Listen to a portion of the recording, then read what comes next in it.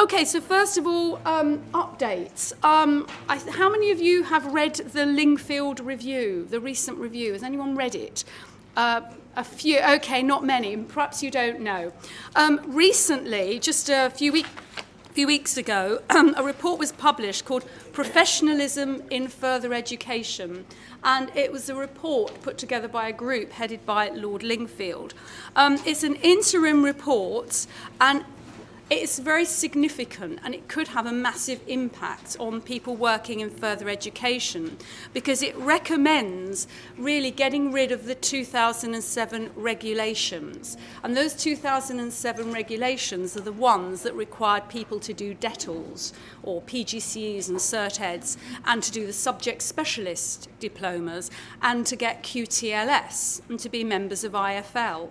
So the whole regime of becoming professionally qualified, according to the 2007 regulations, is now completely up for grabs. It's all up in the air. The recommendation is that there should be a voluntary regime, so it would no longer be compulsory to be a member of IFL. How many of you here are members of IFL? So quite a few, but not everybody, not everybody.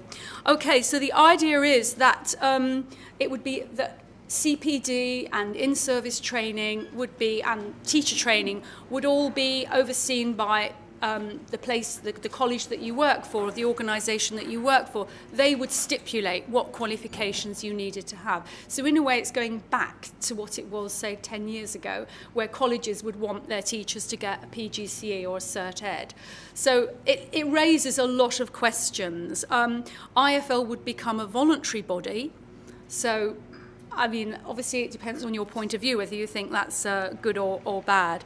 The report actually stated that the 2007 regulations were not fit for purpose and should be revoked from September 2012.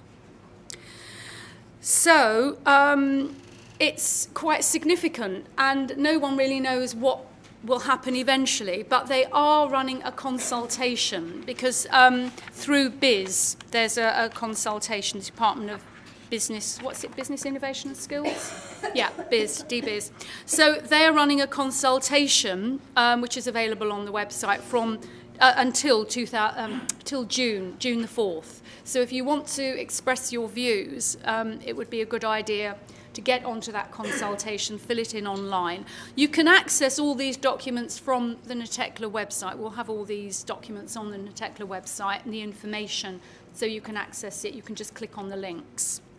Okay, that's the first thing, this interim report, as I say, quite significant.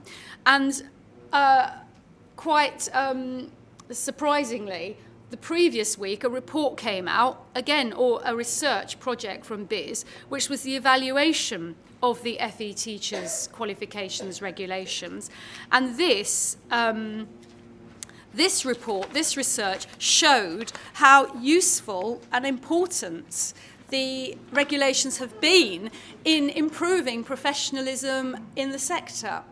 So it's a kind of contradictory report in a way, because it's saying that there obviously now are far more qualified teachers in FE, and it reports on some of the positive effects of people undertaking training and getting qualified. So this report, in a way, is contradicting the Lingfield report. So I'm not quite sure where that leaves us. IFL are obviously very concerned about all of these developments, and they have their own survey, which is on their website. If you're a member of IFL, you will have received an email suggesting you click on the link and do take their survey. So that's another thing to think about.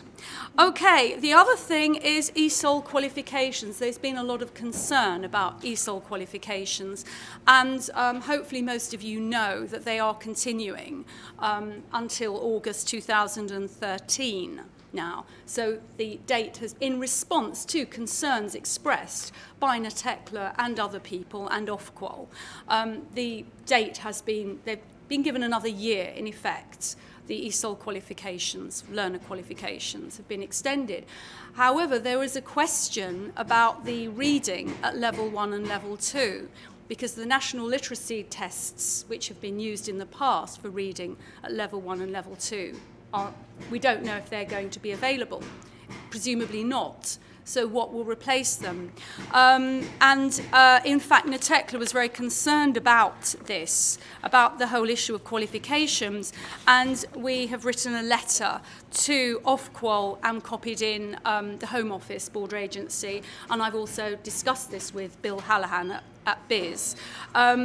And we've written a letter setting out our concerns, because as the professional body for natecla, we do follow up on what's going on nationally and represent ESOL teachers and ESOL professionals' concerns, and we take up these issues at the highest level. Okay, so we've written the letter and we'll hope to hear soon.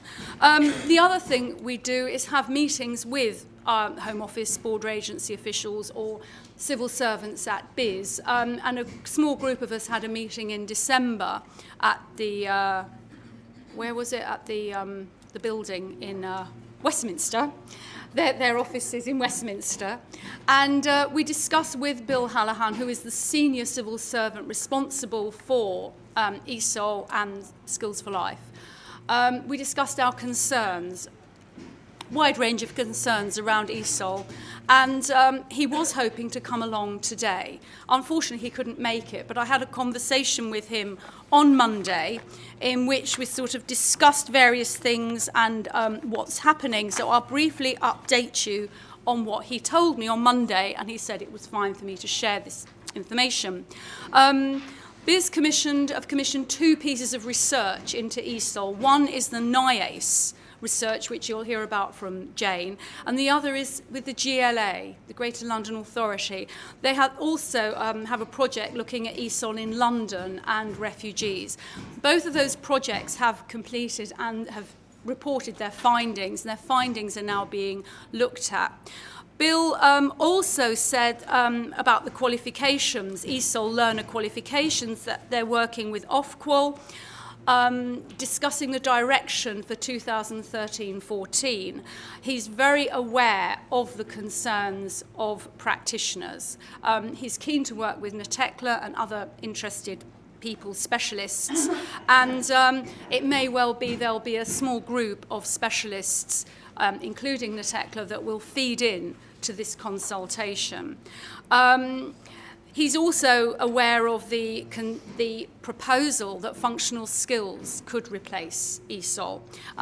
The theory there being that it's a level playing field. Everybody does the same qualifications. And he's aware that some people in government think that that is a good idea. But he's also aware, particularly after having met ESOL learners in Greenwich. He went to Greenwich Community College, which again was organised through natecla and Jenny Turner. He met, and he and several other of his colleagues from BIS met ESOL learners, and they found that quite an eye-opener. They didn't realise just how great the diversity and the range and the different kinds of learners that we have. So I think that gave him a good insight into ESOL learners and the issues. And so he is aware that functional skills isn't really a suitable qualification for ESOL learners. So he's looking at this. So he doesn't want, the reason we haven't heard anything definitive is because he's concerned that they take time to get it right. Doesn't want to rush into announcing new qualifications, a new suite of qualifications, and then having a backlash and having huge criticism and problems. So he'd rather take time, have another year for the existing ESOL quals, and consult and get it right. So that's what he said. He didn't realise the situation with the level 1, level 2 reading, so he said he would look into that. The other thing he talked about was the DCLG funding. Does anyone not know what I'm talking about? DCLG. Please put your hand up if you don't. Right, good. It's now somebody tell me what it stands for. Department of Community and Local Government. Okay, well this is another pot of funding. It was decided at some point that through this department, there would be more funding for ESOL learners in the community. What was the phrase? And can anyone help me out here with this? Who knows about it? Right, that's it. The integration, right. It was to support informal learning in the community, community cohesion, integration, all of that agenda. So a lot of money was made available, which was supposed to go to providers. And there have been questions in Parliament, 2 questions, including one from Heidi Alexander, about which providers got the funding, why those providers got that funding, who's got what. And Bill Hallahan sent me a list. And it's also available on the BIS website. There is a detailed list as well. And the funding actually went to, I wouldn't call it providers, it's colleges. The money went mostly to colleges, large colleges. They've got hundreds of thousands of pounds to promote community cohesion and informal learning. That's as much as I know. And the idea he thought was that the smaller providers, that the big providers, i.e. colleges, would work with the smaller providers to use that funding to have more community classes and informal learning. That's all I can say on it. If you want more information, it's on the BIS website. Some recent reports have come out. Okay, so I think that's about all the updates that I can give you at the moment as to what's happening in the sector, and I will pass over to Melanie Cook and Jenny Turner.